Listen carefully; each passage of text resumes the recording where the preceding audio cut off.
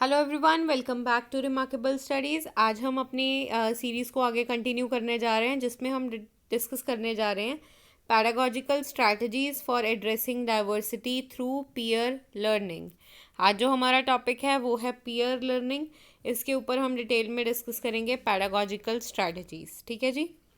इससे पहले मैं वीडियो बना चुकी हूँ। हमारा जो टॉपिक है कोऑपरेटिव लर्निंग पे, वहाँ पे वीडियो की स्टार्टिंग में मैंने डिटेल में पैडागॉजिकल स्ट्रैटेजीज़ का, डाइवर्सिटी का मीनिंग क्लियर किया है। तो वो वीडियो आप ज़रूर चेक कर लें, उसका लिंक आपको डिस्क्रिप्शन बॉक्स में मिल जाएगा। वहाँ पे जाके आप डिटेल में इनका मीनिंग स्टडी करें, और जब भी आप क्वेश्चन अटेम्प्ट करेंगे तो आप स्टार्टिंग में पैडागॉजिकल स्ट्रैटेजीज़, डाइवर्सिटी का मीनिंग ज़रूर प्रोवाइड करेंगे, सो दैट जो क्वेश्चन है वो ईजिली अंडरस्टैंडेबल हो जाए। इसके बाद जो आप मीनिंग प्रोवाइड करोगे वो है पीयर लर्निंग का। पीयर लर्निंग भी मैं ऑलरेडी करवा चुकी हूँ, उस वीडियो का लिंक भी आपको डिस्क्रिप्शन बॉक्स में मिल जाएगा, आप वहाँ पे जाके चेक कर लोगे। आज यहाँ पे सिर्फ और सिर्फ मैं स्ट्रैटेजीज़ की बात करूँगी, जो स्ट्रैटेजीज़ टीचर क्लास में यूज़ करता है बच्चों को डाइवर्सिटी को फॉलो अप करने के लिए, और पीयर ट्यूटोरिंग की, पीयर लर्निंग की ऐसी कौन सी स्ट्रैटेजीज़ टीचर्स द्वारा यूज़ की जाती हैं। एक मैं ब्रीफ में आपको मीनिंग बता देती हूँ। पीयर लर्निंग का मतलब क्या होता है? पीयर का मतलब होता है साथी। ठीक है। यहाँ पे क्या है कि टीचर क्या करती है, क्लास में बच्चों के थोड़े थोड़े से क्या बना देती है, ग्रुप्स बना देती है, जहाँ पे वो साथी मिलके एक दूसरे के साथ पढ़ाई करते हैं, और फिर टीचर उसके बेसिस पे क्या करती है, उनका टेस्ट लेती है। आप सबको पता है स्कूल टाइम में नॉर्मली ऐसा होता था, टीचर्स क्या करते थे, एक इंटेलिजेंट स्टूडेंट के साथ एक एवरेज या बिलो एवरेज स्टूडेंट को बिठा देते थे। तो उस टाइम पे टीचर कहते थे कि आप लोग इकट्ठे मिलके जो है वो टॉपिक की पढ़ाई करेंगे, और उसके बेसिस पे आपका जो टेस्ट है वो लिया जाएगा।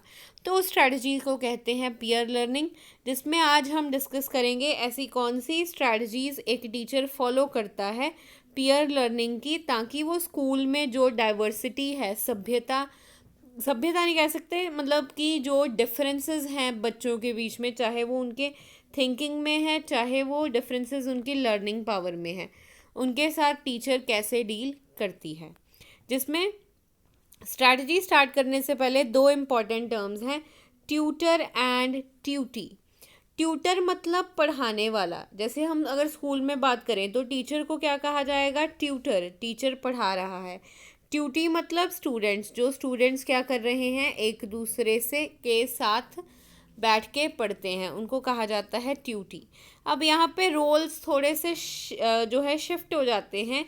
जब टीचर दो ग्रुप्स बनाती है बच्चों का, तो उनमें से जो एक स्टूडेंट है वो ट्यूटर का रोल प्ले करता है, और जो दूसरा स्टूडेंट है वो ट्यूटी का रोल प्ले करता है। मतलब दो बच्चे हैं, एक बच्चा थोड़ा सा इंटेलिजेंट है, एक बच्चा थोड़ा सा एवरेज है। तो जो इंटेलिजेंट बच्चा है, टीचर ने उसको बना दिया ट्यूटर, कि आप जो हैं, ये जो एवरेज बच्चा है इसको टॉपिक समझाओगे, और फिर इसका क्या लोगे, टेस्ट लोगे। इस तरीके से जो इंटेलिजेंट स्टूडेंट है वो ट्यूटर बन गया, और जो एवरेज बच्चा है वो क्या बन जाता है, ट्यूटी बन जाता है।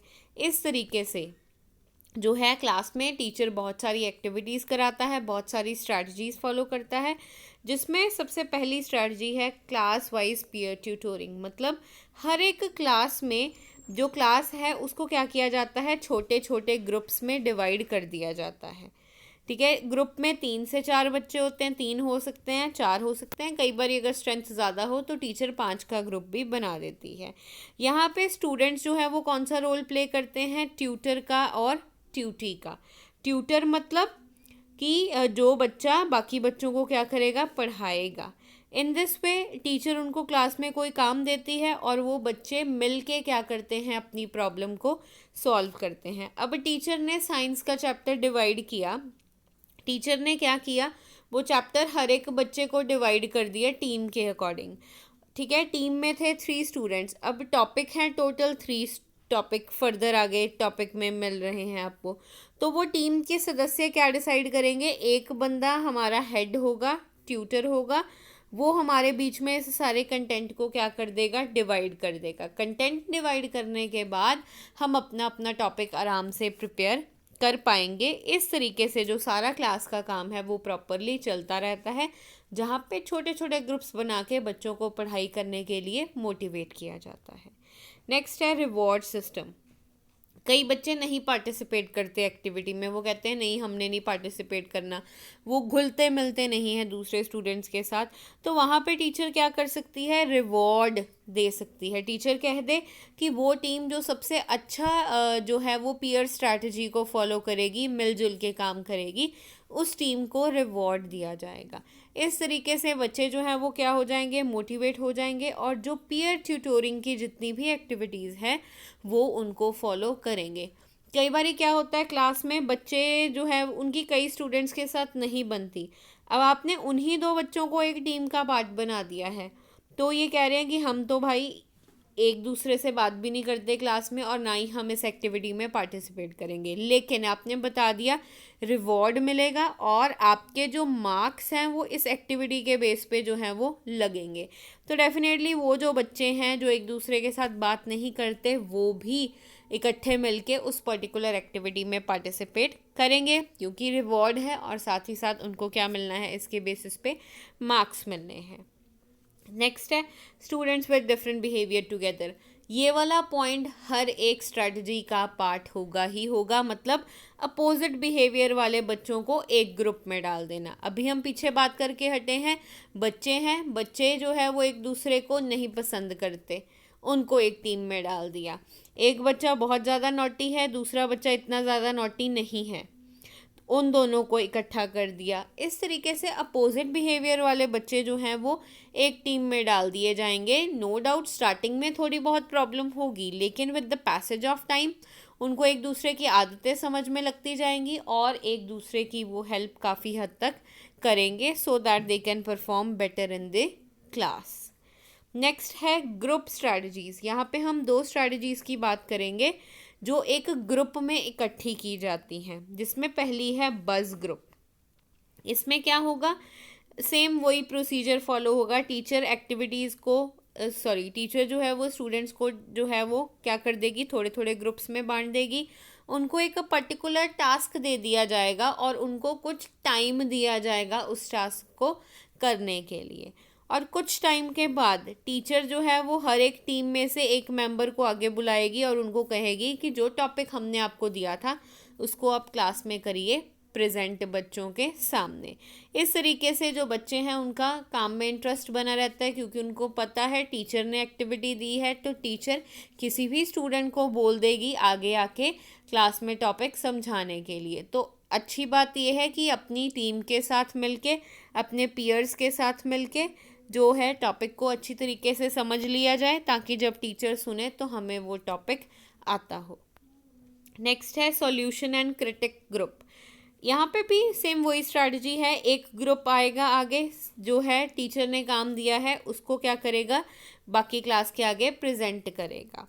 अब जो बच्चे क्लास में सुन रहे हैं उनको ये पूरी छूट दी जाती है कि आप इनके टॉपिक को ध्यान से सुनिए, और अगर आपको कहीं गलती लगती है, कहीं इम्प्रूवमेंट का चांस लगता है, तो आप बेझिझक होके बच्चों को बता सकते हो कि यहाँ पे ये प्रॉब्लम थी, ये चीज़ ऐसे फॉलो की जा सकती थी। इस तरीके से जो कि क्लासरूम का इन्वायरमेंट जो है वो हेल्दी इन्वायरमेंट बनता है, क्योंकि हर एक ग्रुप की बारी आनी ही आनी है। क्लास में टोटल स्टूडेंट हैं 20 स्टूडेंट्स, तो टीचर ने जो है वो 5-5 के ग्रुप बना दिए हैं, तो टोटल कितने ग्रुप्स बन जाएंगे हमारे पास, 5 ग्रुप। ठीक है, हर एक ग्रुप की टर्न आनी ही आनी, उनको पता है कि हमारी भी बारी आएगी। अगर हम इनकी गलतियां नहीं अच्छे ढंग से निकालेंगे तो ये तो प्रॉब्लमेटिक सिचुएशन हो जाएगी, इसलिए हम इनके टॉपिक को ध्यान से सुने भी और उनकी मिस्टेक भी निकालें, उनको इम्प्रूवमेंट का चांस भी दें। अब 5 ग्रुप हैं, इनमें से एक ग्रुप आगे आगे प्रेजेंट कर रहा है, बाकी 3 ग्रुप के बच्चे सुन ही नहीं रहे, तो डेफिनेटली जब बाकियों की बारी आएगी तो ये ग्रुप भी नहीं सुनेगा। इसलिए बच्चों के माइंड में ये चीज़ आती है कि अगर हम नहीं सुनेंगे तो ये भी हमारी एक्टिविटी के टाइम पे हमारी बात बिल्कुल भी नहीं सुनेंगे। इसलिए बेटरमेंट यही है कि चुपचाप इनकी बात को सुन लिया जाए। नेक्स्ट है रेसिप्रोकल पीयर ट्यूटोरिंग। यहाँ पे क्या है, अब टीचर ने 2 कैंडिडेट्स को जो है वो बना दिया। ए कैंडिडेट है और हमारे पास बी कैंडिडेट है। ए कैंडिडेट ट्यूटर का रोल प्ले कर रहा है और बी कैंडिडेट ट्यूटी का रोल प्ले कर रहा है। ये इसको पढ़ा रहा है, ये सारी बातें ए पर्सन की सुन रहा है।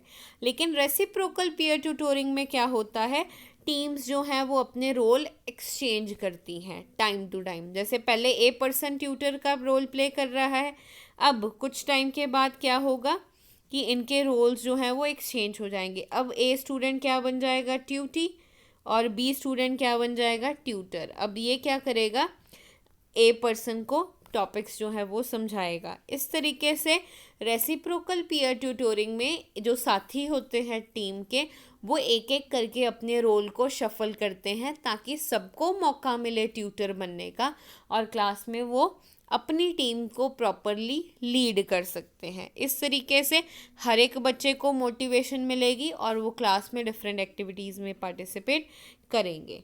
नेक्स्ट है ओल्ड एज पीयर ट्यूटोरिंग। इसका मतलब है ये सब ट्यूटोरिंग यूज़ की जाती है जब कोई भी एक्टिविटी वगैरह स्कूल में कराई जाती है।